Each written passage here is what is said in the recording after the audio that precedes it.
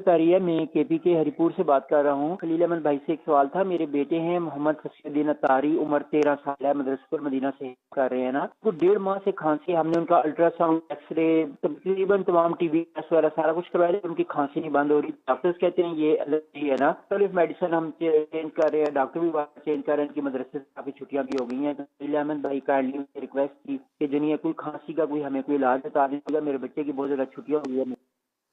اللہ شفا عطا فرمائے۔ جی خلیل بھائی۔ صلو علی الحبیب صلی اللہ تعالی علی محمد صلی اللہ علیہ وآلہ وسلم۔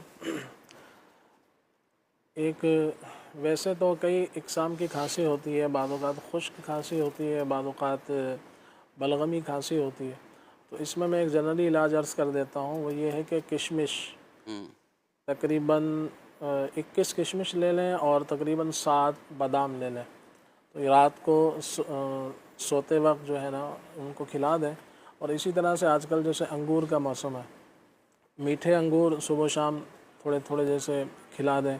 اس کے علاوہ انجیر کا استعمال کروائیں، کھجور کا استعمال کروائیں، بکرے کا گوشت دیسی گھی میں بنا کر شوربے والا وہ ان کو استعمال کروائیں، تو انشاءاللہ عز و جل اس سے فائدہ ہوگا۔ اور جو باہر کی چیزیں ہوتی ہیں جو بچے کھاتے ہیں تلی ہوئی چیزیں، وہ اسی طرح سے چاول، آلو اور دیگر جو ٹافیاں وغیرہ استعمال کرتے ہیں غیر معیاری اس میں ایک تعداد ہوتی ہے، تو ان سے بچا جائے تو امید ہے کہ انشاءاللہ عز و جل اس سے فائدہ حاصل ہوگا جی انشاءاللہ۔ مزید کال دیجیے۔ محمد شکیل قادری، فالیہ شہر، ضلع منڈی بہاؤدین سے عرض کر رہا ہوں۔ خلیل بھائی آپ سے عرض ہے کہ مجھے یہ کلام سنا دیں، مسلک کا تو امام ہے الیاس قادری۔ جی نیکسٹ کال۔ محمد احتشام اتاری خانوال سے، ماشاء اللہ آمد خیر الورا پروگرام کی کیا بات ہے، جو علم میں نہیں ہوتا وہ علم میں اضافہ کرتا ہے۔ آپ سے گزارش ہے میرے لیے مدینے کی دعا فرما دیجئے، اور نعت خان بھائی سے گزارش ہے مجھے علینا سنا دیجئے۔ یا رسول اللہ،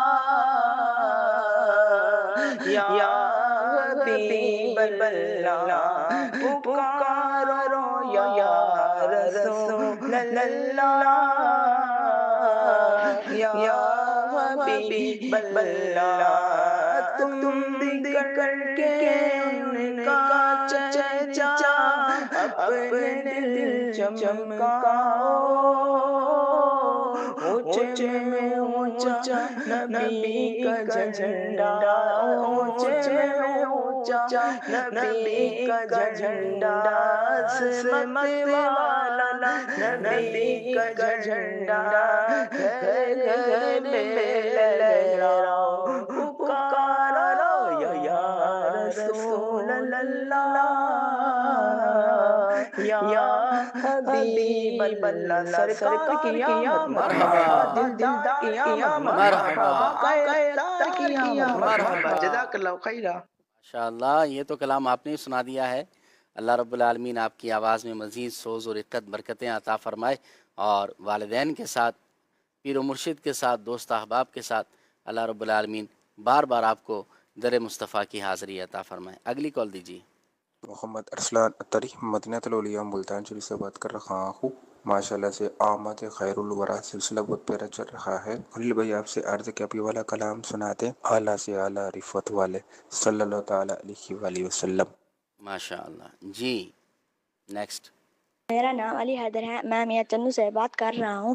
میں آج آپ کو نعت سناؤں گا۔ 12ویں کا نور دل پہ چھا گیا، آ گئے نبی آخری نبی، نور سے سجا عرش کی بریا، آ گئے نبی آخری نبی۔ سبحان اللہ سبحان اللہ۔ جی ایک کال اور دے دیں۔ خلیل بھائی آپ سے عرض ہے کہ سبز مرچ کھانے سے بھی کیا معدے کا مسئلہ بنتا ہے، یا سبز مرچ کھانا یہ فائدہ مند ہوتا ہے؟ اور آپ سے عرض ہے کہ مفتی احمد یار خان کا یہ کلام سنا دیں، حق جن کے چہرے سے آیا وہ حق نما یہی تو ہیں۔ جی خلیل بھائی۔ سبز مرچ ہو یا لال ہو، کسی بھی چیز کی کثرت جو ہے وہ مفید نہیں ہے، تو ایک لمٹ کے اندر کھایا جائے۔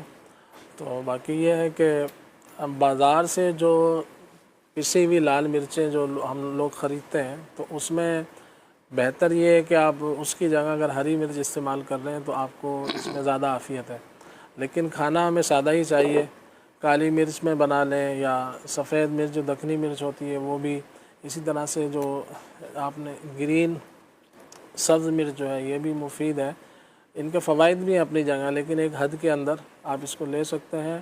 اور اگر آپ کے سامنے جیسے یہ دو چیزیں ہیں تو لال مرچ سے بچنا آپ کے لیے انشاءاللہ مفید ہوگا، کیونکہ ایک تعداد ایسی ہے کہ جو ملاوٹ کر کے اس کو بیچتی ہے، تو اس سے بہتر ہے کہ بندہ کم از کم وہ دوسری مرچیں ہی لے آئے، اگرچہ بعض اوقات اس پہ بھی کیمیکل وغیرہ کی چیزیں لگی ہوئی ہوتی ہیں۔